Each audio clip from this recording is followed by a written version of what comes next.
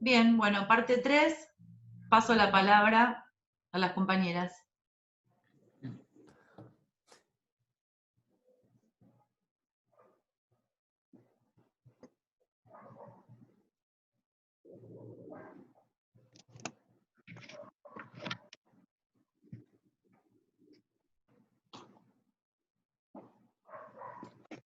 Lali, Valentina.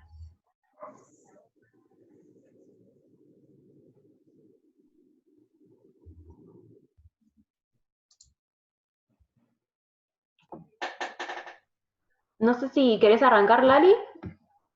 ¿Escuchás? Ah, no sé. A ver. ¿Está teniendo problemas de audio?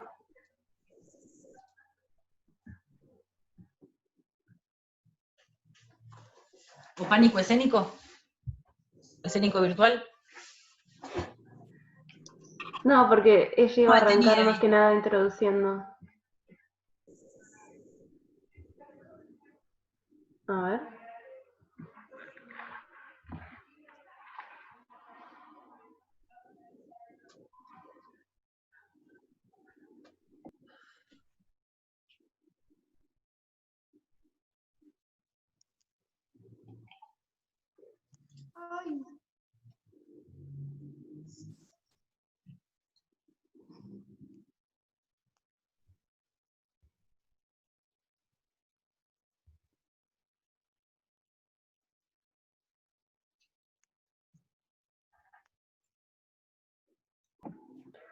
Ay. Bueno, Lali me dijo ahí que no está teniendo problemas para escuchar Ahí estamos. con el Ahí se... micrófono.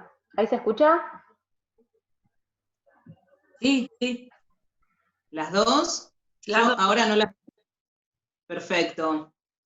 Bueno, seguimos. Yo no sé si me están viendo bien, pero lo importante es... ¿No me están viendo bien? No. Tenés apagado el video. Bueno, Pero si se escucha mejor, que dejarlo así, después te conectás. si me escuchan bárbaro, genial, después me encuentran en otro momento. Yo, para seguir con esta presentación, o lo que habíamos pensado también para este encuentro, es una bibliografía súper interesante de Claudia Corol, pero antes quería hacer o convidarles también algo que lo pensamos con las compañeras, que es a la hora de pensar el territorio, cómo se dan las disputas, cómo se dan las resistencias y las luchas también en esos procesos organizativos. Hay una propuesta que es muy interesante, que nosotras fuimos a la elaboración y a la proyección de una película que refleja justamente todas estas luchas que se dan en los pueblos fumigados, y la película se llama Andrés Carrasco. Es muy interesante, lo habíamos pensado en un momento también para compartir esa historia de vida y la lucha y las resistencias que se dan en los pueblos, pero bueno, nos quedó un poquito, tratamos de hacer un recorte, pero no quería dejar de mencionarlo. Este material realmente es muy interesante. Bueno, después agregar más sobre la propuesta que teníamos para este encuentro. Les decía entonces la propuesta de Claudia Corol. Ella es una educadora popular y feminista, participa en proyectos de formación política con movimientos campesinos, piqueteros y organizaciones de mujeres. Ella coordinó el equipo de educación popular de Madres de Plaza de Mayo también. Actualmente ella integra Pañuelos en Rebeldía. Es una activista y es una militante de una extensa trayectoria, y es la bibliografía que tenemos pensada para este encuentro, es específicamente el capítulo 3 y el 4 del libro Somos Tierra, Semilla y Rebeldía. Habíamos pensado esos capítulos, pero también consideramos que es importante, si en algún momento se pueden encontrar con los capítulos anteriores, también es muy interesante porque es, digamos, la presentación general del tema que vamos a tratar de convidarles en este encuentro. Lo que teníamos pensado para hoy es pensar en esta lucha por la soberanía alimentaria. Son, digamos, las propuestas que traen los diferentes movimientos, las diferentes organizaciones, y dentro de ella, cómo se expresan o cómo se caracterizan, digamos, las propuestas de los movimientos populares y los movimientos feministas, digamos, porque nos parecía re importante no dejar, o sea, establecer una relación con elementos propios del contexto, y también pensar cuáles son los procesos históricos que van signando la participación del lugar de las mujeres y las disidencias en estas luchas campesinas y en estas luchas, concretamente el acceso al alimento sano y saludable. Pensábamos cómo se da esa división sexual del trabajo y cómo las mujeres estamos encargadas de un trabajo invisible y por ende naturalizado a lo largo de la historia, y cómo estas estrategias se van a dar en forma colectiva, con diferentes características, en donde están permanentemente en tensión, digamos, diferentes aspectos que tienen que ver con lo cultural, con lo ideológico, con lo político, y digamos, a la hora de pensar cómo esos feminismos populares terminan siendo o son la expresión de esas brujas necesarias en los tiempos difíciles, como lo que estamos viviendo en la actualidad, y en ese sentido pensábamos en la desigualdad salarial, en la desigualdad que se expresa permanentemente y aparece en la vida cotidiana como una decisión política también por parte de los colectivos y los diferentes sujetos, para establecer estrategias para poder, digamos, resistir a las diferentes crisis y a las diferentes cadenas de opresión que se vive, digamos, dentro del movimiento. Bueno, me parece que ¿me están escuchando bien? A ver, dicen que no es muy bueno. Sí. Sí, todo perfecto. Perfecto, bueno, buenísimo. Muy bien. Bueno, me dicen. Pensábamos, bueno, cómo se dan estas estrategias en los diferentes momentos en nuestro país en particular, y digamos, cómo buscar un paralelismo con lo que vale en la década de 90, cómo aparecen los diferentes movimientos sociales, las características que tienen en un país en una crisis súper importante, y en el año 2001 también, cómo esas estrategias aparecen, donde se empieza a consagrar, digamos, o a tener un lugar protagónico las mujeres, el movimiento de mujeres y disidencias, a la hora de pensar, digamos, el lugar cada vez más preponderante, ¿no? En este sentido podemos pensar el panel que estamos, que vamos a tener, o la experiencia que vamos a tener en el próximo encuentro, cómo las mujeres somos quienes establecemos como diferentes lugares de lucha, no solo, digamos, en el movimiento campesino, no solo en los movimientos piqueteros, y no solo, digamos, en esos territorios en donde se empieza a visibilizar aún más. Por ejemplo, pensamos cómo se dan las luchas en los movimientos podemos pensar en la UTT, podemos pensar en el MTE, podemos pensar en los comités de crisis que se están armando, o que se está pensando desde la universidad también, cómo las mujeres adquieren un lugar protagónico, aunque con ciertos rasgos, digamos, esa condición de estar pensando en un ámbito privado y estar a la vez en un lugar público, con los cuidados y todos los resguardos propios de la situación que estamos viviendo, pero nosotras apostamos a que eso se siga replicando, porque nos parecen formas más visibles, digamos, de conocer y de replicar esas experiencias de lucha.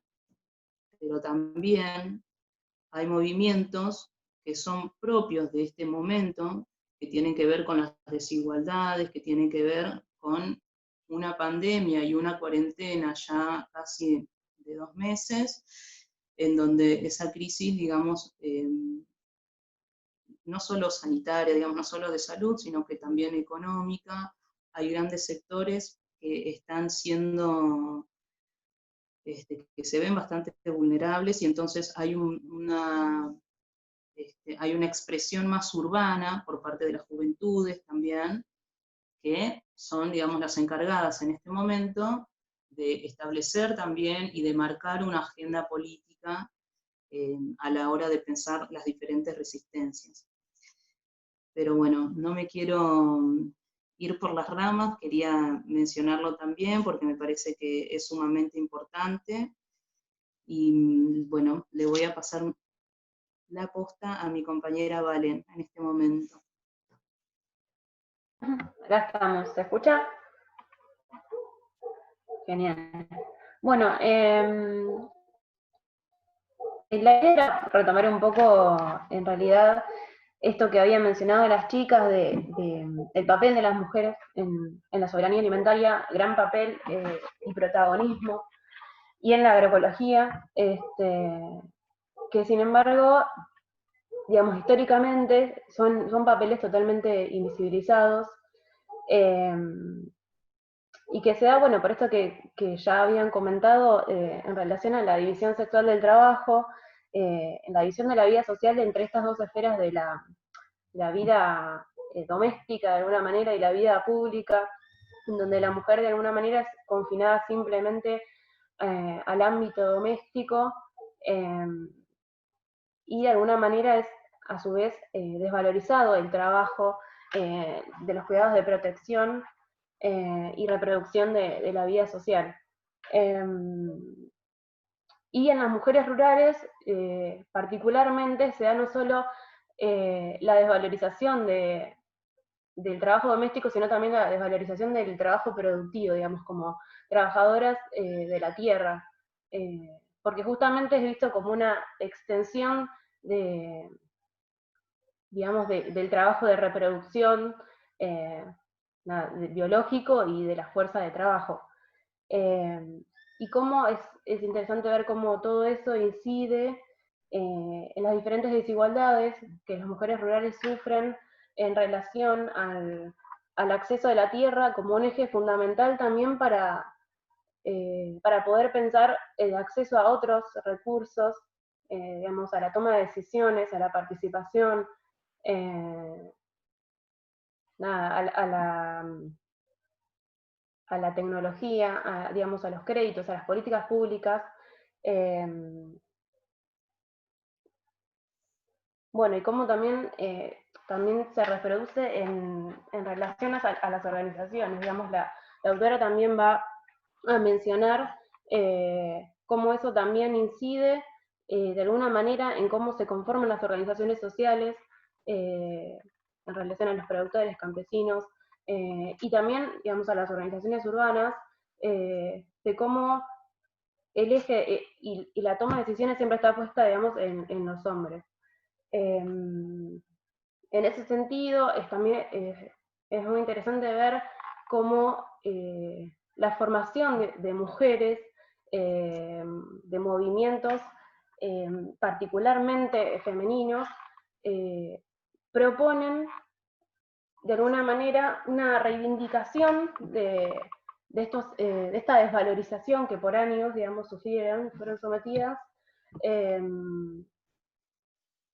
y cómo, digamos, de alguna manera lo que viene a proponer el feminismo campesino y popular tiene que ver, digamos, con como el lugar de la cocina, el lugar del cuidado y la protección, que también tiene que ver, digamos, con el trabajo en la tierra, como un lugar de poder, como un lugar de transmisión de saberes y de socialización, ¿no? Fundamental. Está bueno también, bueno, pensarlo también en relación a lo que decía Vale de territorio. A mí cuando empezamos a trabajar esto, se me vino la imagen de un mural que saqué una foto el año pasado cuando fui a hacer las pasantías vivenciales en el Mocase, que bueno, por ahí está Amy Gallo, que ella forma parte de la organización específicamente, y bueno, la frase dice, la mente piensa donde los pies pisan. Y es interesante ver cómo el feminismo popular y campesino de alguna manera se puede entender a partir, digamos, del territorio y lo que el territorio simboliza y significa para esa organización en particular. Bueno, no sé si querían agregar algo más las chicas.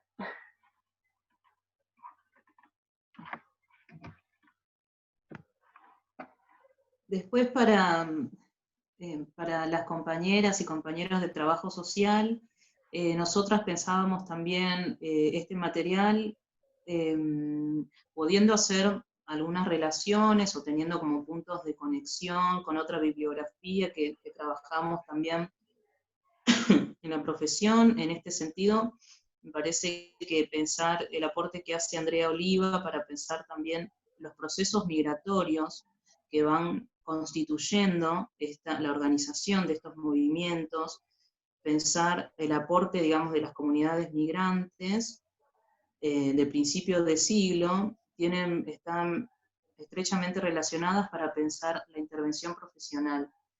Me parece que eso es interesante y que desde el trabajo social, además, Andrea Oliva es una autora que tomamos permanentemente, ya que apuesta a lo que decía Vale también en este ejercicio profesional, cómo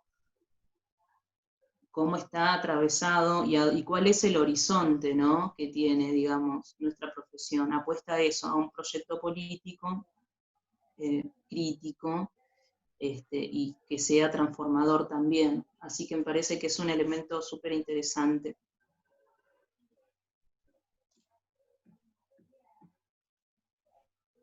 Sí, que lo pensamos como punta también para más adelante, digamos, en este curso, en los próximos encuentros, reflexionar un poco más detenidamente sobre el lugar de los universitarios, ¿no? Bueno, tenemos el sesgo de nuestra disciplina, pero esas reflexiones, digamos, van en sintonía en realidad con lo que como universitarios estamos dispuestos a apostar. Así que sí, obviamente que hay un sinnúmero de bibliografía por ahí para ustedes, para cada una de ustedes, que tenga más interés en alguno de los aspectos que fuimos presentando, que obviamente estamos a disposición para ir compartiéndolo. Pero bueno, en esa parte ya dejamos de monopolizar la palabra y, Sí. y la hacemos circular.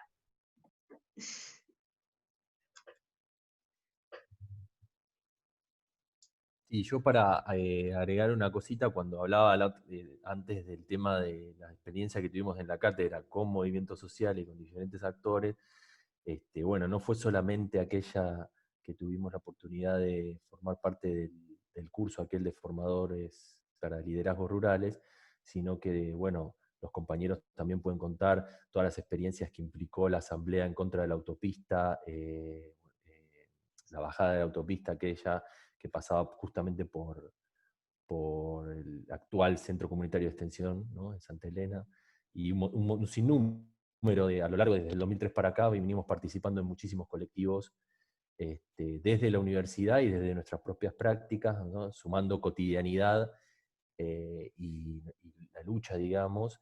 Y qué interesante esto que planteaban las compañeras acerca de la intervención profesional en relación con los movimientos, con las acciones colectivas. Me parece que con el feminismo, también con los movimientos de género, que me parece que, digo, reproducen justamente estos intereses teóricos acerca de los movimientos sociales y la acción colectiva, que también se refrendan en prácticas cotidianas que desde la cátedra tuvimos y que seguramente los compañeros y compañeras que ahora están haciendo la cursada también realizan, ¿no? En su cotidiano.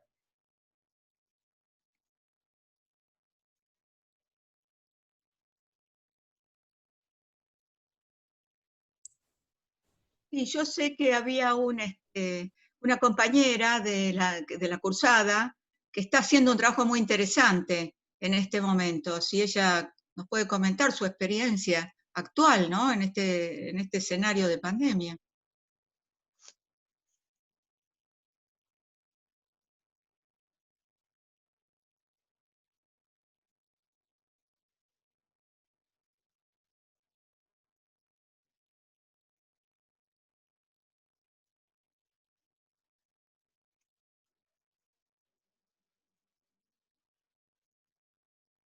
¿Estamos?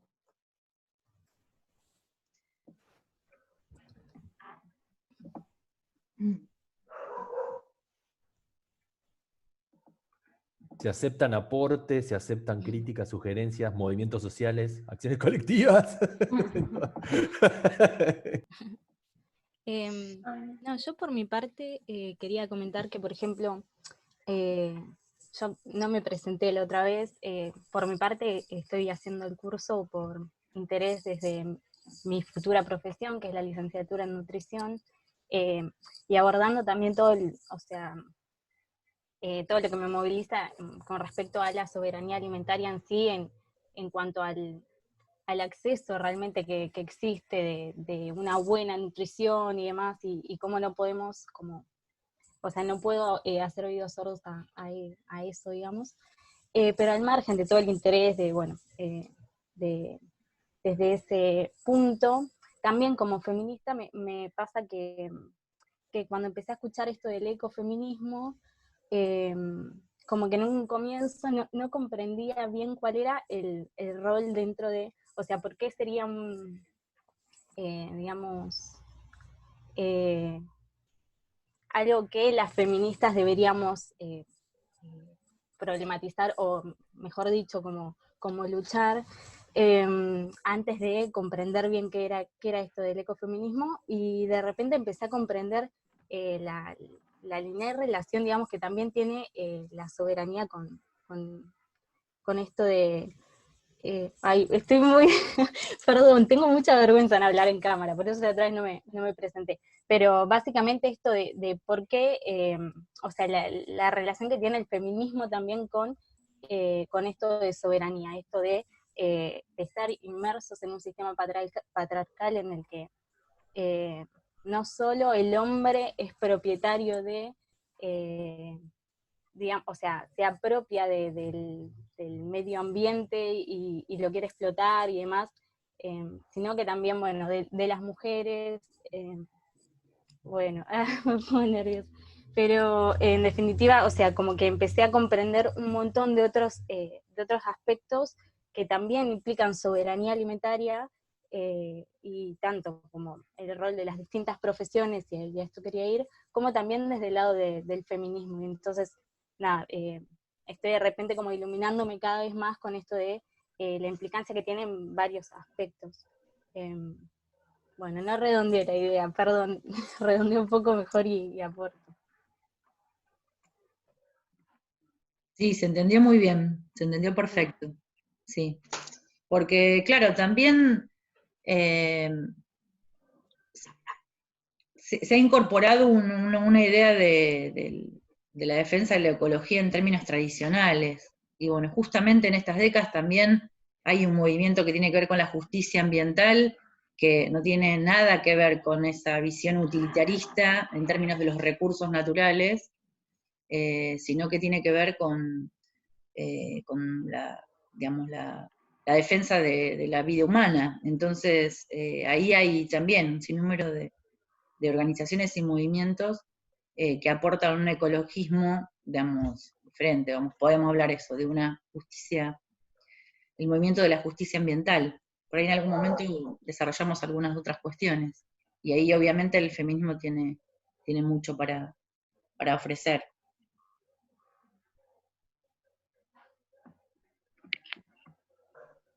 Bueno, hola.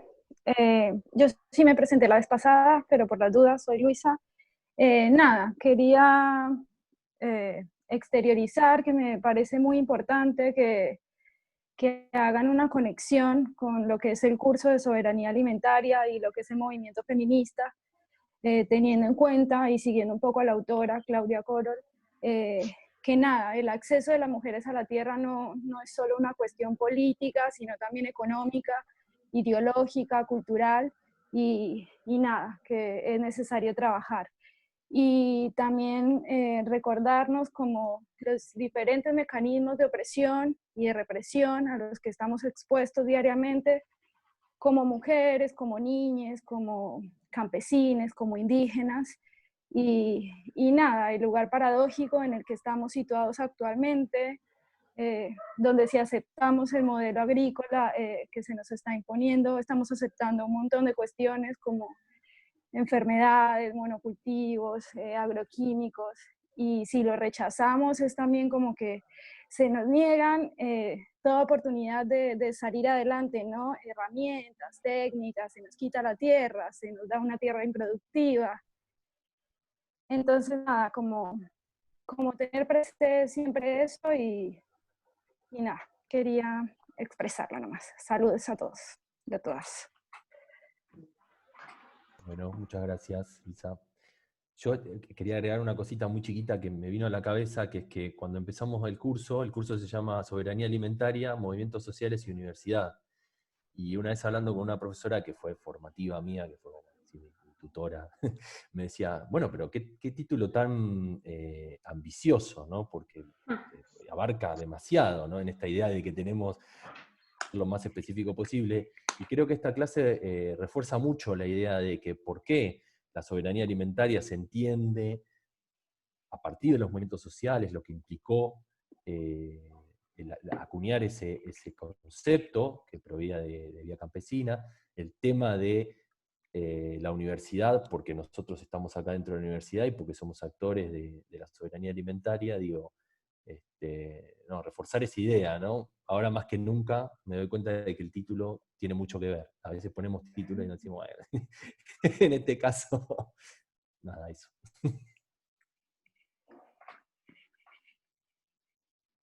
Hola, bueno, yo voy a poner la cámara. Bueno, hola, soy Daniel, yo me presenté igual la clase pasada, anterior.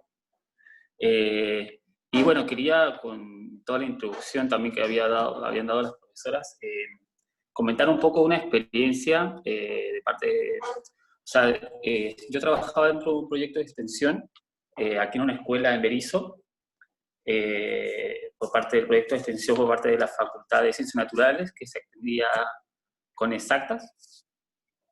Y bueno, el proyecto de extensión estaba bastante orientado a lo que era por ahí como la protección ambiental. Y un poco de eso, de llevar estos conceptos al vínculo con las escuelas, con la comunidad y con una escuela de Berisso. Nosotros, como participantes, a la continuidad de este proyecto de extensión y el vínculo con los estudiantes, comenzamos a tratar de vincular algunos talleres. Y bueno, de esto que nos sucedió, primeramente caímos mucho en el cientificismo, ¿no? Y de ir directamente a estos talleres, por ejemplo, aportando, y siempre conceptos muy científicos como, bueno, ¿qué es el medio ambiente? ¿Qué es la ecología? ¿Qué es un sistema? Y bueno, nos comenzamos a dar cuenta de que había muy poco interés o era como muy estructurado. Entonces, comenzamos, bueno, a generar herramientas y empezar a interiorizarnos también con esto de lo que comentaba la profesora también, de la pedagogía. Empezamos a comenzar a desarrollar y a indagar sobre el concepto del derecho a un ambiente sano. Mediante este tipo de conceptos, nosotros pudimos acercarnos mucho más y poder utilizar también otras herramientas pedagógicas y educativas que no nos ponían a nosotros como las figuras que llevaban el conocimiento, sino nos permitía de que el equipo de estudiantes, o sea, los estudiantes nos pudieran comentar a nosotros mismos cómo era su entorno. Y desde ahí, al conocer su entorno, nosotros pudimos desarrollar un poco más el interés hacia esto, hacia cuidar el medio ambiente y cuidar lo que sería nuestro entorno. Nuestro entorno no solamente entender la laguna que estaba cerca del barrio, sino entender, bueno, ese entorno social, su hogar, entenderlo como parte de su ambiente, la familia. Y bueno, un poco quería comentar eso, por esto también, de estas nuevas técnicas también, ¿no? Como de la educación, por parte de cómo también interactuar, ¿no? Y cómo nos mostró esta relación que se podía hacer, que nos pasa mucho de repente en los proyectos de extensión, esto, ¿no? Como de algo muy cientificista, o ir, y siempre como, bueno, a llevar información, ¿no? Que es como una gran problemática que también siempre ha tratado la extensión. Así que bueno, quería comentar un poquito de eso.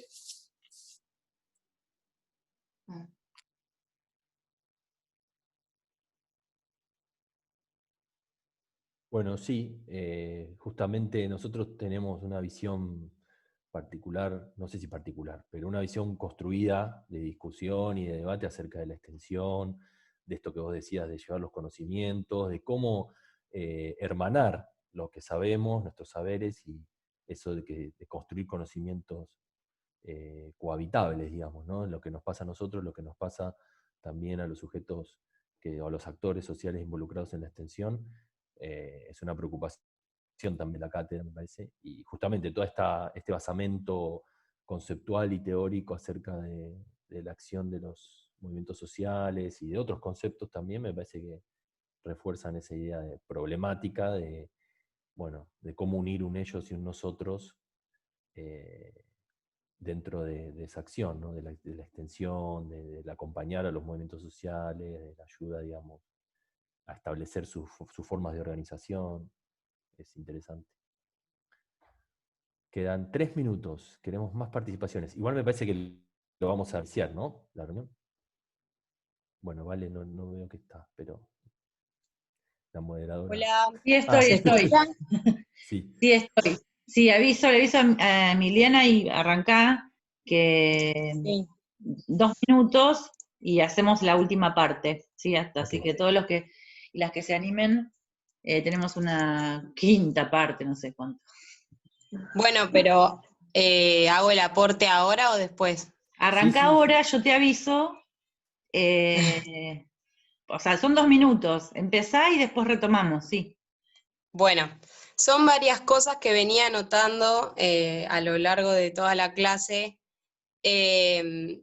En relación al principio, donde hablábamos de la construcción de la identidad de los movimientos sociales, bueno, yo milito en el MOCASE, y un poco lo que hacemos, digamos, es retomar, para construir la identidad, retomar la memoria histórica de los pueblos a partir de la pregunta de dónde venimos, ¿no? Que es un poco lo que también decías, de que se remonta en los 500 años a partir de la resistencia de nuestros pueblos originarios.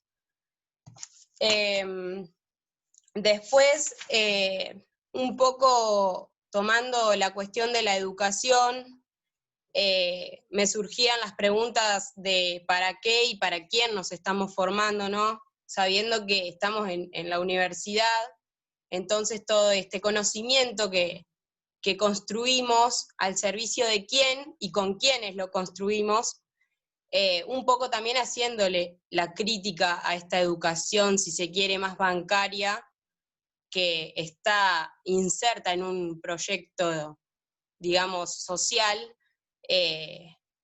la crítica, digamos, desde la educación popular. Y después, con respecto al feminismo popular y campesino, bueno, nos han enseñado que el enemigo no es el hombre, sino el sistema patriarcal y machista, que se hace cuerpo en prácticas de opresión.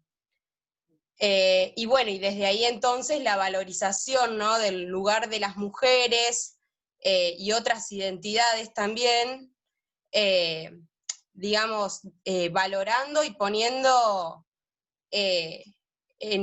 valorizando el lugar que se merecen las mujeres como productoras y reproductoras de la vida, como cuidadoras de la semilla nativa y criolla, de la biodiversidad. Bueno, un poco eso era lo que venía escribiendo a medida que escuchaba.